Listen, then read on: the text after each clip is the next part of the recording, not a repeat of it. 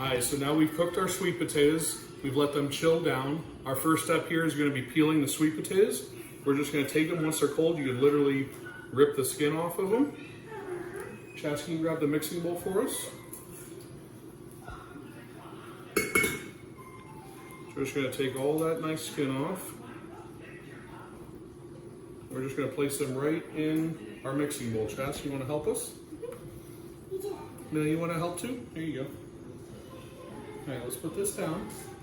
So you're just going to pinch it and peel it. So watch. Like opening a present. Can you do that?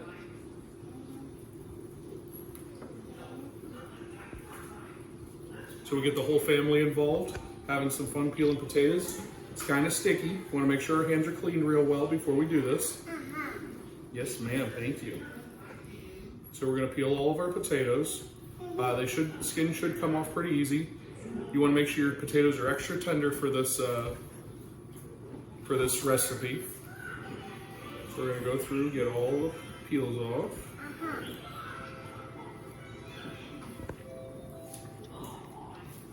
And while Chas is finishing the last ones, I'm going to wash my hands here.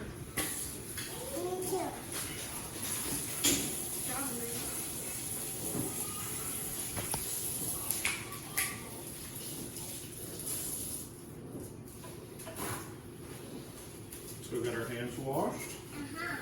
Now we're going to start adding ingredients. We're going to do about half a cup of sugar, brown sugar here. And a lot of these ingredients, you're going to have to do a little bit of a taste test to see where you like it. Some people like different things sweeter than others, as well as your potatoes are different sizes, so you can't be exact with these measurements. You have to be able to test and taste how you want it. With our salt, we're going to do about a half teaspoon of salt to start. We can always add, you can't take out. We've got black pepper here. You can use regular black pepper that you buy in the store, but I like to use fresh cracked black pepper. The reason for that is I feel like it really brings out the flavor of the pepper. So about a quarter teaspoon of black pepper is what you want to use. Good job, Amelia. We're going to add about a cup of milk to start. The same thing, we're looking for a consistency to these sweet potatoes. We don't want them to be too loose or too thin. Because our potatoes are cold at this point, they're not hot. We do want to make sure we're using softened butter at this point.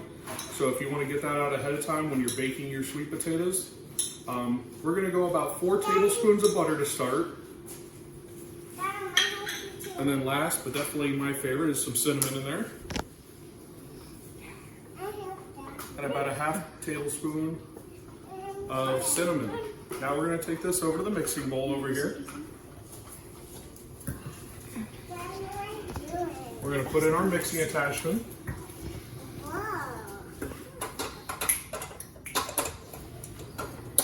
We're going to hook up to our mixing bowl. A KitchenAid is one of my favorite stand mixers. Rotates up. We're going to turn it on low to start.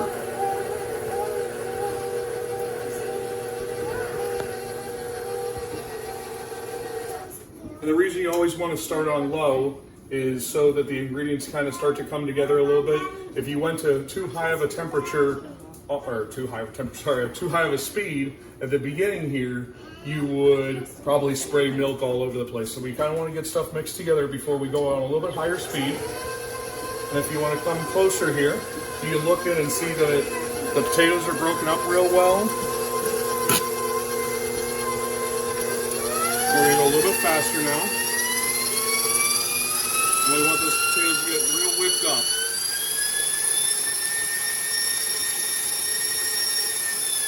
So we're going to slow it back down. Stop it here for a second. We're going to grab out a spoon to give it a taste. Yes.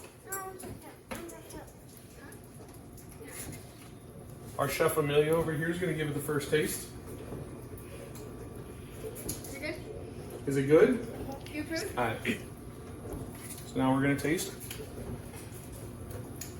That's right where we want it to be. It's nice and sweet, but not too sweet. Good flavor. The consistency is real smooth. but it's not soupy, and you don't want it like chunky either.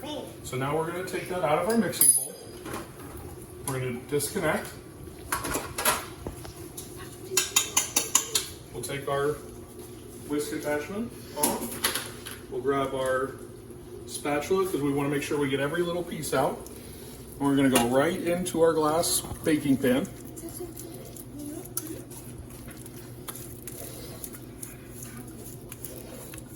You get all that out. And the biggest thing at this point is you want to make sure you're consistent on your thickness across the dish. So it heats up evenly, so it cooks evenly. You can't see? Okay, sorry, bub. See? Does that look so good? Daddy, that's like a special. Alright, so now what we're going to do is, so now we started with a 400-degree oven for the first part when we baked our sweet potatoes. As soon as we pull them out, let them cool to the point where we can get them peeled, we're going to lower our oven down to 350 degrees. And now we're going to heat up our sweet potato casserole on the middle rack. 350 degrees, we're going to set a timer for 20 minutes. This is going to be a two-step process.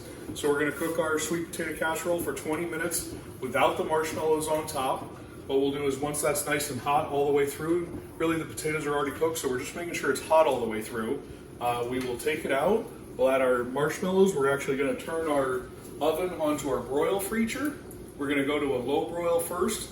That'll get the marshmallows kind of fluffed up. And then if we need to, we want them browned up, so we'll actually go on high broil for a few minutes to finish them off. But we're going to take a quick break here and we'll come back to show the rest. Our timer is now going off. It's been 20 minutes. We're going to turn off our timer here. Chasta's going to grab the sweet potato casserole out of the oven. Being careful, it's extremely hot. She's using hot pads here. She's going to place it on top of the stove and close the oven up here. While we got that out, we're going to turn on our broil feature to our low setting. Hit start. Now we're going to go ahead and place some marshmallows on top. Chas, you want to grab some marshmallows? And we're just going to layer them right on top, kind of pressing them down into the sweet potato casserole just a little bit. And we want to cover the whole thing.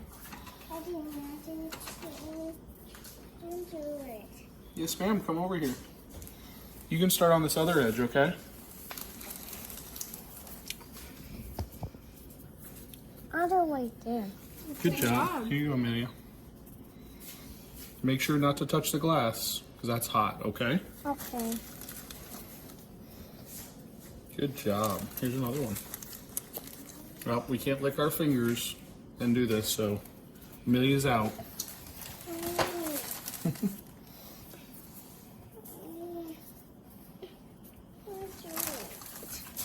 right, we got our second bag of marshmallows over here. Okay, let's go wash your hands in real quick.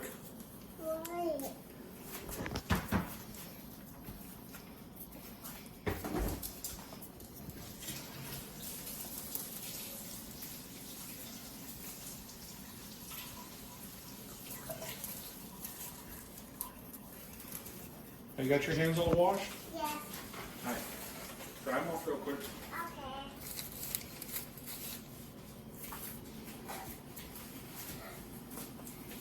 Here, we got your step stool on.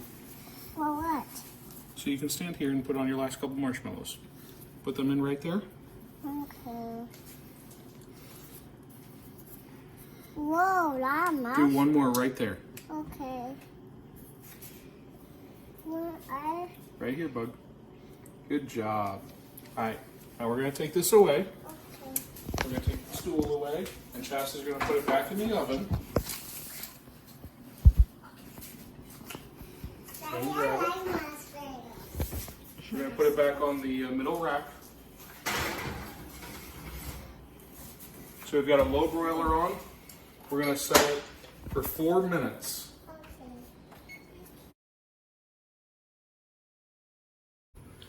Our timer's going off now. 4 minutes. We've had it under the broiler. We got a nice, beautiful brown crust on our marshmallows. Exactly what we're looking for.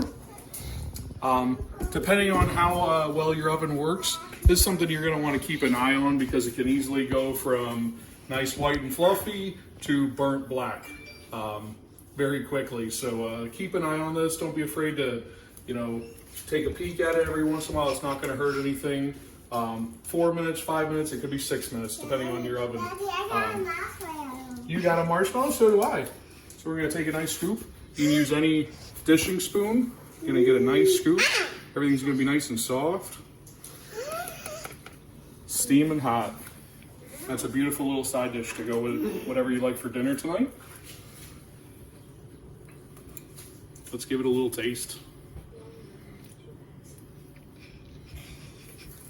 Amelia, would you like to taste?